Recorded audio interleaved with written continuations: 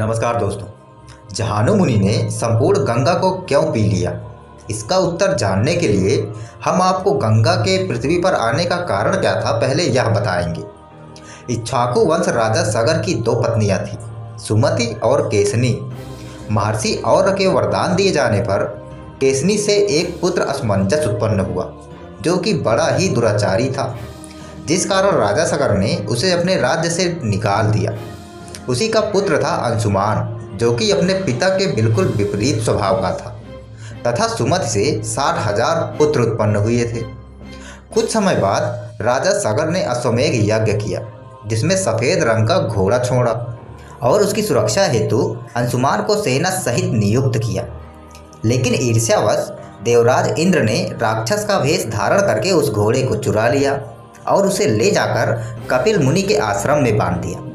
तब राजा सगर ने अपने 60,000 पुत्रों को घोड़े की तलाश में भेजा, तथा जब सगर के 60,000 पुत्रों ने घोड़े को कपिल मुनि के आश्रम में बांधा पाया तो वह कपिल मुनि को मारने के लिए दौड़े। लेकिन कपिल मुनि ने 60,000 सगर पुत्रों को अपनी क्रोध की अग्नि से जलाकर भस्म कर डाला। तब महाराज सगर ने अपने पौत्र अंशुमान को उस घोड़े को लाने के लिए भेजा और अंशुमान भी कपिल मुनि के पास पहुँचे और विनम्र भाव से मुनि की स्तुति की, तथा स्तुति से प्रसन्न होकर मुनि ने उन्हें वरदान मांगने के लिए कहा। तब अंशुमान ने कहा कि हे मुनि, आप मुझे ऐसा वरदान दीजिए कि आपकी क्रोधाग्नि से भस्म हुए मेरे पितरगण को स्वर्ग की प्राप्ति हो। यह सुनकर कपिल मुनि बोले कि तेरा पौत्र गंगा जी को स्वर्ग से पृथ्वी पर लाएगा। उनके जल से इनके भस्म अस्थियों का स्पर्श होते ही वह स्वर्ग की प्राप्ति करेंगे, क्योंकि गंगा जी श्री हरि विष्णु के नख से निकली हैं। नख मतलब नाखून दोस्तों। उसी अंशुमान से दिलीप नामक पुत्र उत्पन्न हुआ तथा दिलीप से भगीरथी उत्पन्न हुए। अतः भगीरथ ने अपने पितरगणों को मोक्ष दिलाने का प्रण किया और मंत्रियों को सारा राजकाज सौंपकर तपस्या करने गोकर्ण तीर्थ पर चले आए। और कई वर्षों बाद जब ब्रह्मा जी ने उनसे प्रसन्न होकर दर्शन दिए, तब भगीरथ ने उनसे दो वरदान मांगे। पहला वर उन्होंने पितरों की मुक्ति के लिए मांगा और दूसरा वर वंश को बढ़ाने के लिए पुत्र रत्न की प्राप्ति के लिए। तब ब्रह्मा जी ने उन्हें दोनों वरदान दिए और बोले कि हे वत्स, गंगा का वेग इतना अधिक है कि पृथ्वी उसे सहन नहीं कर सकती, अतः तुम्हें महादेव की सहायता लेनी चाहिए। तब भगीरथ ने पैर के अंगूठे पर खड़े होकर महादेव की कठोर तपस्या प्रारंभ कर दी और प्रसन्न भगवान शिव ने भगीरथ को वरदान स्वरूप गंगा को अपने मस्तक पर धारण करने का वरदान दिया। लेकिन जब यह सूचना गंगा जी को मिली तो वह विचलित हो गई, क्योंकि वह स्वर्गलोक छोड़कर कहीं और जाना नहीं चाहती थी। इसलिए उन्होंने योजना बनाई कि वह अपने बेग से भोलेनाथ को ही बहाकर पाताल लोक ले जाएंगी। अतः भगवान शिव ने गंगा की मंशा जानते हुए गंगा जी को अपने जटाओं में ही समाहित कर लिया।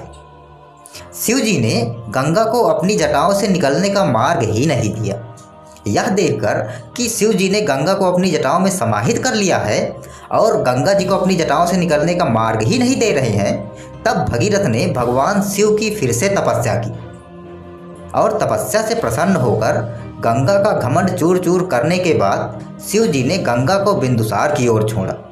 वहाँ से गंगा जी 7 दिशाओं में प्रवाहित हुई, हलादिनी, पावनी और नलिनी पूर्व दिशा की ओर, तथा सुचक्षु, सीता और महानदी सिंधु पश्चिम की ओर, और 7वीं धारा राजा भगीरथ के पीछे पीछे चलने लगी। रास्ते में जहान मुनि का आश्रम था, जिससे गंगा जी की जलधारा से जहान मुनि की पूरी यज्ञशाला बह गई। अतः क्रोधित जहान मुनि ने गंगा जी का संपूर्ण जल ही पी लिया। संपूर्ण नदी ही सोख गए मुनि जहानु। लेकिन तभी देवताओं के बहुत कहने पर तथा क्षमा याचना करने पर जहान मुनि ने गंगा जी को अपने कानों के मार्ग से बाहर निकाला। तभी से गंगा जी को जाह्नवी भी कहा गया।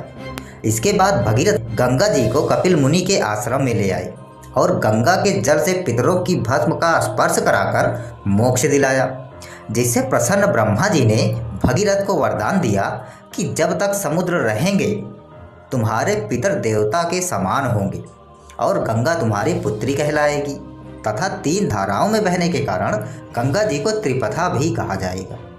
तो दोस्तों आपको ये कथा कैसी लगी हमें कमेंट के माध्यम से ज़रूर बताएं। अगर आप नए हैं मेरे चैनल पर इसे लाइक सब्सक्राइब करना ना भूलें। इसी के साथ मैं राहुल।